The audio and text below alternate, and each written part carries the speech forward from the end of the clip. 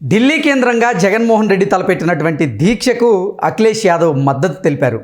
అయితే జగన్కి మద్దతు తెలిపి నేను తప్పు చేశాను అనేటువంటి భావనకి అఖిలేష్ యాదవ్ వచ్చారని, ఇప్పుడు ఆయన లెంపలేసుకుంటున్నారు అనేటువంటి వార్తలు జాతీయ మీడియాలో చికార్లు కొడుతున్నటువంటి నేపథ్యంలో ఈ అంశం మీద మనం విశ్లేషణ చేసుకునేటువంటి ప్రయత్నం చేద్దాం. ప్రస్తుతం మనతో పాటు ఉన్నారు ప్రముఖ రాజకీయ విశ్లేషకులు, ప్రముఖ సీనియర్ జర్నలిస్ట్ సిఎస్ రావు గారు. సార్తో మాట్లాడదాం. Sir, hi sir. Hello. Delhi కేంద్రంగా జగన్మోహన్ రెడ్డి తలపెట్టినటువంటి ధర్నాకి అఖిలేష్ యాదవ్ గారితో పాటుగా కొంతమంది మద్దతు తెలిపారు. అయితే జగన్మోహన్ రెడ్డి ధర్నాకి మద్దతు తెలిపి తప్పు చేశాను అంటూ అఖిలేష్ యాదవ్ భావించారని ఇప్పుడు లెంపలేసుకుంటున్నారు అనేటువంటి వార్తలు వస్తూ ఉన్నాయి. వీటి మీద మీ విశ్లేషణ ఏంటి సార్? సో ఒకటి ఏంటంటే, ఆ మధ్యకాలంలో హీరో నాగార్జున ఒక ఇంటర్వ్యూలో ప్రైవేట్ ఛానల్లో ఒక ఇంటర్వ్యూ ఇచ్చాడు. ఏమి ఇచ్చాడంటే, ఎవరైనా సెలబ్రిటీస్ పెళ్ళిళ్ళు జరిగేటప్పుడు ఎవరైతే అంటే సెలబ్రిటీస్ని ఆహ్వానించినప్పుడు ఆ సెలబ్రిటీస్ ఆ మ్యారేజ్కి రావడానికి డబ్బులు ఇస్తారంట. గిఫ్ట్ కింద డబ్బులు ఇచ్చి ఆ వచ్చినందుకు డబ్బులు ఇస్తారంట. అలాగే కొంతమంది స్వామీజీలు కూడా ఉన్నారు. వాళ్ళ ఆశ్రమాలకు వెళ్తే సెలబ్రిటీలకి డబ్బులు ఇస్తుంటారు. ఓకే. జనరల్గా ఏంటంటే పబ్లిక్ దగ్గర, నార్మల్ పబ్లిక్ దగ్గర ఏమో స్వామీజీలు తీసుకుంటారు, సెలబ్రిటీలకి ఏమో స్వామీజీలే ఇస్తారు. ఓకే. వాళ్ళ క్రేజ్ పెరుగుతుందని. అలాగే జగన్మోహన్ రెడ్డి ఢిల్లీ వెళ్ళి ఆయన ధర్నా చేసి ఆంధ్రప్రదేశ్లో అదో జరిగిపోతుంది కాబట్టి రాష్ట్రపతి పాలన పెట్టండి అనేటువంటి డిమాండ్ చేస్తూ ఆయన ఢిల్లీలో జంతర్ మంతర్ వద్ద చేసినటువంటి ధర్నాకి ముందుగానే ఒక రిహార్సల్ చేసేసి ఎవరెవరిని పిలవాలి, ఏ పార్టీ వాళ్ళని పిలవాలి అని చెప్పి ఒక అభిప్రాయానికి వచ్చి కొంతమందికి వీళ్ళు భారీగా కొన్ని ముడుపులు ఇచ్చేసి ఆ సభకి తీసుకొచ్చారని చెప్పి తెలుస్తుంది. ఈ విషయం జాతీయ మీడియాలో లీక్ అయింది. జాతీయ మీడియాకు సంబంధించినటువంటి వెబ్సైట్స్లో కొన్ని వెబ్సైట్స్లో బాగా విపరీతంగా వచ్చింది. ఎవరెవరికి ఎంత ఇచ్చి తీసుకొచ్చారు వైఎస్ఆర్ కాంగ్రెస్ పార్టీ వాళ్ళు ఆ జగన్మోహన్ రెడ్డి దగ్గరికి అనే దాని మీద. సరే, ఎవరు వచ్చినా ఎంతమంది వచ్చినా కానీ ఆ ధర్నాకు వచ్చినటువంటి వాళ్ళు అఖిలేష్ యాదవ్ ఐడెంటిఫై బాగా అయ్యాడు. కారణం ఏంటంటే ఆయన బలమైనటువంటి ప్రతిపక్ష నేతగా ఉన్నాడు ఉత్తరప్రదేశ్లో. ప్లస్ సమాజ్వాదీ పార్టీ ఒక బలమైనటువంటి పార్టీ ఉత్తర భారతదేశంలో. అలాంటి సమాజ్వాదీ పార్టీకి అధినేతగా అఖిలేష్ యాదవ్ ఉన్నాడు. అఖిలేష్ యాదవ్ రావడంతో అఖిలేష్ యాదవ్ మాత్రం కనిపించాడు. కానీ ఇండియా కూటమిలో ఉండేటువంటి పార్టీలు శివసేన కానీ లేదంటే డిఎంకే కానీ వీళ్ళకి సంబంధించిన ప్రతినిధులు కూడా వచ్చారు. కానీ అధినేతలు రాలా. అవును.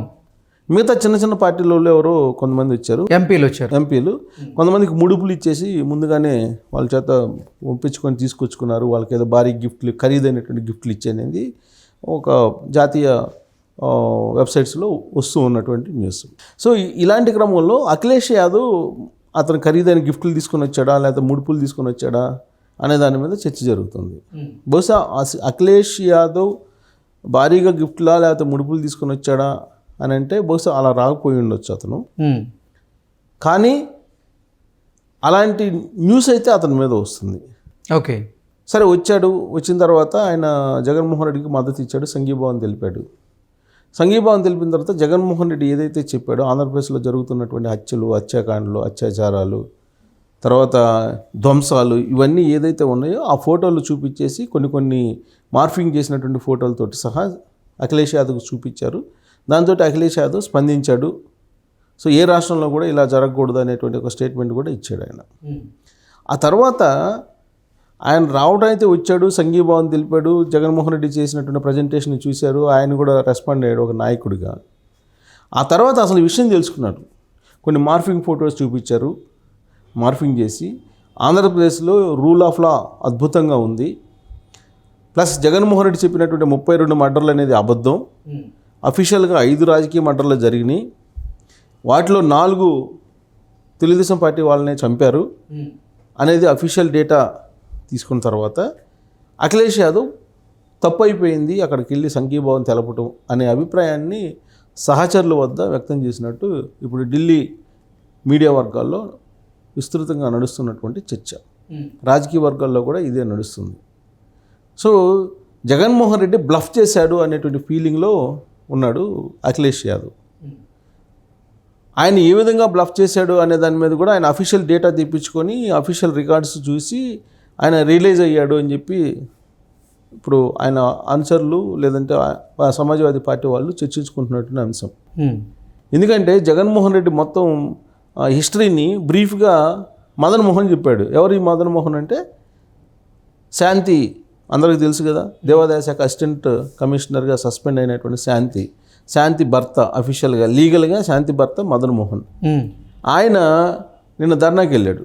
ధర్నాకి వెళ్ళి అఖిలేష్ యాదవ్ని కూడా కలిశాడు. ఆయన అఖిలేష్ యాదవ్ని కలిసి మీరంటే గౌరవం ఉంది మాకు, ప్లస్ మేము ఒక గిరిజన ఆదివాసీ జాతికి సంబంధించినటువంటి మహిళ తన భార్య గురించి చెప్తూ ఇలా చేశారు విజయసాయి రెడ్డి, వీళ్ళ గవర్నమెంట్లో ఇలాగ జరిగినాయి అని చెప్పి మొత్తం ఎక్స్ప్లెయిన్ చేసి ఇలాంటి వాళ్ళకి మీరు మద్దతు ఇవ్వటం ఏంటి అని చెప్పిన తర్వాత అప్పుడు అసలు ఏం జరుగుతుంది ఆంధ్రప్రదేశ్లో అనేది అఫీషియల్గా ఎంక్వైరీ చేసినప్పుడు ఇవన్నీ అబద్ధాలు అని చెప్పి తెలిసింది.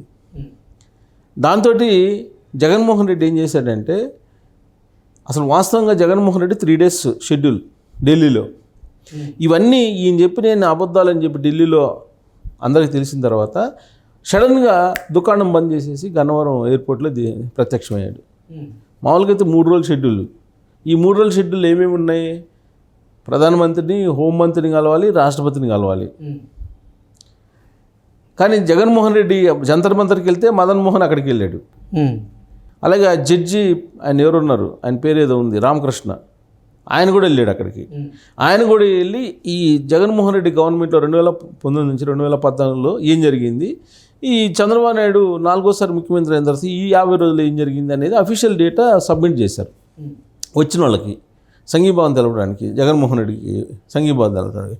సో దాంతో జగన్మోహన్ రెడ్డి అందరినీ బ్లఫ్ చేస్తున్నాడు, అబద్ధాలు చెప్తున్నాడు అనేది అందరికి క్లారిటీ వచ్చేసింది. క్లారిటీ రావడంతో పాటు ఇప్పుడు నరేంద్ర మోడీని తర్వాత అమిత్ షాని అపాయింట్మెంట్ కోరితే ఈ అబద్ధాలు చెప్పడానికి వాళ్ళు ఇస్తారా? ఇవ్వరు కదా. ప్రయత్నం చేశారు, కానీ ఇతను చెప్పే అబద్ధాలని చెప్పి తెలిసిన తర్వాత వాళ్ళు ఎందుకు అపాయింట్మెంట్ ఇస్తారు? ప్లస్ ఆ ముందు రోజు ఏం జరిగి ఆ రోజు నిన్న ఏం జరిగింది, మొత్తం ఇండియా కూటమిలో ఉండేటువంటి వాళ్ళ కూటమిని ముడుపులు ఇచ్చి తీసుకొచ్చుకున్నారనేది ఇన్ఫర్మేషన్ వాళ్ళ దగ్గర, సెంట్రల్ ఇంటెలిజెన్స్ ఇన్ఫర్మేషన్. అంటే ఈ బ్లాక్మెయిల్ చేయడానికి ప్రయత్నం చేస్తున్నాడని చెప్పేసి ఉద్దేశంతో అక్కడ సీరియస్ కావడంతో ఇక్కడ వచ్చి పడ్డారు తాడేపల్లికి. ఇంకొకటి, రాష్ట్రపతినైనా కలవచ్చుగా, రాష్ట్రపతిని కలవాలి. ఎందుకు కలవలేదంటే మదన్ మోహన్ ఆల్రెడీ ఒక రిపోర్ట్ ఇచ్చాడు. ఆదివాసీ మహిళగా ఉన్నటువంటి శాంతిని ఈ విధంగా చేశాడు, అసలు ఇప్పుడు శాంతికి పుట్టినటువంటి బిడ్డకి తండ్రి ఎవరో తెలియట్లేదు, ఇలా చేసినటువంటి వాళ్ళు ఇక్కడికి వచ్చేసి ఇలా చేస్తున్నారు సాయిరెడ్డి అలాగే జగన్మోహన్ రెడ్డి. అంటే జగన్మోహన్ రెడ్డి స్థాయికి అసలు ఈ మదన్ మోహన్ గారిని సీరియస్గా తీసుకునే అవకాశం ఉంటుందా? ఆయన అసలు కన్సిడర్ చేసే అవకాశం? జగన్మోహన్ రెడ్డి కన్సిడర్ చేయాలి. ఇప్పుడు 11 మంది ఎమ్మెల్యేలు కదా, వాళ్ళు కూడా ఉంటారో తెలియదు. ప్లస్ ఆదివాసీ మహిళకి అధ్యయనం జరిగితే ఆదివాసీ మహిళగా ఉన్నటువంటి రాష్ట్రపతి ఎందుకు కాముకుంటారు? అసలు అక్కడ నిజాలైతే తెలుసుకుంటారు కదా, అక్కడేం గుడ్డిగా నమ్మరుగా. ఇంటెలిజెన్స్ ఉంటుందిగా, సెంట్రల్ ఇంటెలిజెన్స్ ఉంటుంది కదా. సో మదన్ మోహన్ రెడ్డి చెప్పింది కరెక్టా కాదా అనేది దానికి ఎవిడెన్స్లు ఉన్నాయి కదా. అతను ఎవిడెన్స్లు ప్రొడ్యూస్ చేశాడు కదా, ఢిల్లీలో ప్రెస్ మీట్ పెట్టాడు కదా. జగన్మోహన్ రెడ్డి ఎక్కడికి వెళ్తే అక్కడికి అతను కూడా వెళ్ళాడు కదా, మదన్ మోహన్ కూడా వెళ్ళాడు కదా, అలాగే జడ్జి రామకృష్ణ కూడా వెళ్ళాడు కదా. సో కాబట్టి జగన్మోహన్ రెడ్డి అక్కడికి వెళ్ళి ఏదైతే అబద్ధాలు చెప్పి నమ్మించాలనుకున్నాడో అది అన్ని రకాలుగా బూమ్రాంగ్ అయింది. ఆయన భాషలో చెప్పాలంటే రివర్స్ అయింది. అంటే ఆయన పరిపాలన రాగానే రివర్స్ అన్నాడు కదా, అంతా రివర్స్ తీసుకెళ్ళాలి. అలాగే జగన్మోహన్ రెడ్డి ఢిల్లీ వెళ్ళి తన చేసినటువంటి ఆకృత్యాలని తనే బయట పెట్టుకోవాల్సిన పరిస్థితి ఏర్పడింది. సాయిరెడ్డిని పక్కన పెట్టుకుంటే ఇమీడియట్గా మదన్ మోహన్ వస్తాడు కదా. మదన్ మోహన్ తన భార్యని ఏం చేశాడు విజయసాయి రెడ్డి అనేది చెప్తున్నాడు కదా. అతను కూడా అతను వెళ్ళబోసుకుంటున్నాడు కదా, ఒక ఆదివాసీ. పైగా మరి ఆదివాసీలకు జరిగినటువంటి అన్యాయం మీద అంత జరుగుతుంటే మరి దాన్ని కూడా ఖండించాలిగా. సో ఇవన్నీ చూసిన తర్వాత అనవసరంగా సంఘీభావం తెలిపి బుక్ అయిపోయానని చెప్పి అఖిలేష్ యాదవ్ లెంపలేసుకునేటువంటి పరిస్థితికి వచ్చాడని చెప్పి ఆ పార్టీ వాళ్ళు చెబుతున్నారు. పైగా అఖిలేష్ యాదవ్ సరే ఇండియా కూటమిలో ఉన్నప్పటికి కూడా తొలి నుంచి తెలుగుదేశం పార్టీ చంద్రబాబు నాయుడు తోటి చాలా సన్నిహితంగా ఉంటారు, ములాయం సింగ్ యాదవ్ అప్పటి నుంచి కూడా. సో అలాంటి అఖిలేష్ యాదవ్ రావడం ఏంటి అని అంటే దాని వెనక కూడా పెద్ద లాబీకి నడిపాడు జగన్మోహన్ రెడ్డి అనేది తర్వాత తెలుసుకున్నారు వాళ్ళు, సమాజ్వాదీ పార్టీ వాళ్ళు. ఓకే. జరిగినటువంటి నష్టాన్ని తెలుసుకొని జగన్మోహన్ రెడ్డి వైపే చూడకుండా వెళ్ళిపోయాడు అని చెప్పి తెలుస్తుంది. సో కాబట్టి రాష్ట్రపతి దగ్గరికి వెళ్ళాలనుకున్నారు అఖిలేష్ యాదవ్ అందరూ కలిసి. కానీ అఖిలేష్ యాదవ్ నో చెప్పేటప్పటికి జగన్మోహన్ రెడ్డి 3 రోజుల ఢిల్లీ టూర్ని ఒకరోజు కుదించుకొని వచ్చారు అని చెప్పి తెలుస్తుంది. సరే, వచ్చినటువంటి ఆయన అసెంబ్లీకి వెళ్ళాలిగా, అసెంబ్లీకి కూడా వెళ్ళాలి. అంటే అన్ని రకాలుగా ఆయన నవ్వులు పాలయ్యాడని చెప్పి మనం చెప్పొచ్చు. అఖిలేష్ యాదవ్ జరిగినటువంటి తప్పుకి ఆయన లెంపలు వేసుకుంటున్నటువంటి పరిస్థితి, పునరాలోచనలో పడినటువంటి పరిస్థితి ఏర్పడింది. సో మొత్తం మీద ఏంటంటే ఢిల్లీ నుంచి తాడేపల్లి వరకు జగన్మోహన్ రెడ్డి నవ్వులు పాలయ్యాడు అని చెప్పి చెప్పొచ్చు.